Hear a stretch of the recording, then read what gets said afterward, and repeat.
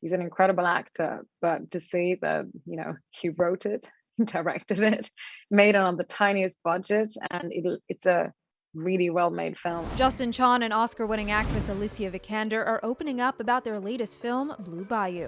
The film, written, directed, and starring Chon, follows Antonio, a Korean-American who was, at a young age, adopted and raised in a small town in the Louisiana Bayou, and now as an adult must fight to stay with his family when he faces being deported from the only country he's ever called home. The emotional film highlights a loophole to the immigration system and an issue that has affected thousands, how international adoptees in the United States did not automatically receive citizenship, leaving them at risk for deportation back to unfamiliar land. Ahead of its release, stars Chon and Vikander spoke to The Hollywood Reporter about shedding light on an experience many adoptees have been forced to face in the country. I had no clue that there were so many adopted children around, not only America, but around the world, who gets legally adopted into a country, and because of some legal papers that are not properly filed, there's a loophole where these then children and adults can be deported. When I heard about this issue taking place, I just felt this need to use my platform and tell their story. I'm not an adoptee.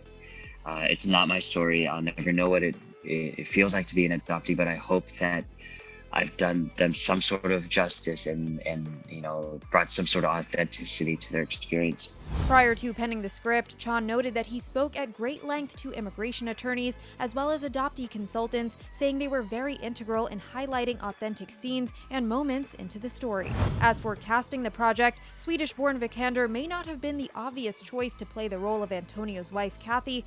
However, Chon noted that the actress was in fact the perfect choice. I begged her. I wrote her a letter. I begged her. I just, she was a perfect person for this role. That she's Swedish, every choice that she makes, because she's not American, about playing an American is going to be absolutely intentional, and she's going to be, it's going to be a choice, not taken for granted. He had actually seen my first Swedish film or an international title called Pure.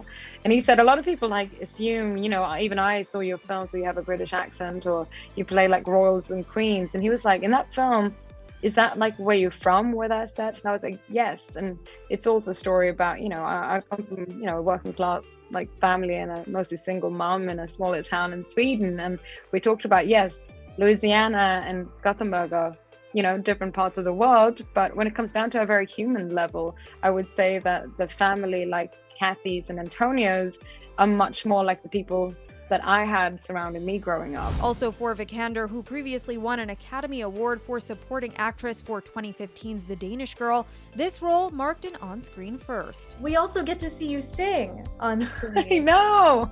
Which was, I thought you did amazing. I loved it. You're very sweet. Well, I was terrified. I've never, I used to sing as a kid, but since I was 14, I don't think I've ever sung, except for karaoke, which I kind of love. But I haven't sung in front of a group of people. So I was, and I knew Blue Bayou, the Linda Ronstadt version. It's not a very easy song.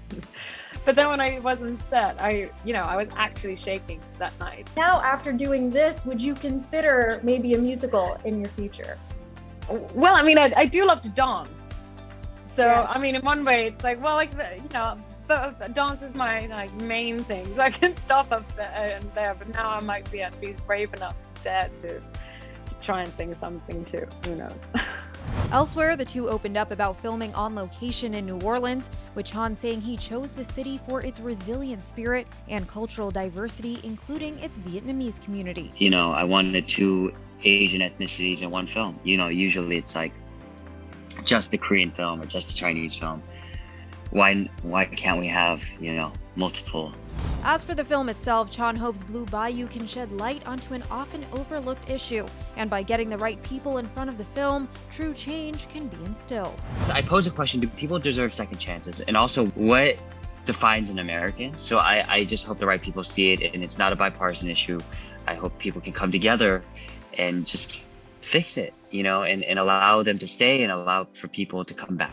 Blue Bayou opens in theaters September 17th. And for more updates on the latest entertainment news and coverage, keep watching The Hollywood Reporter News.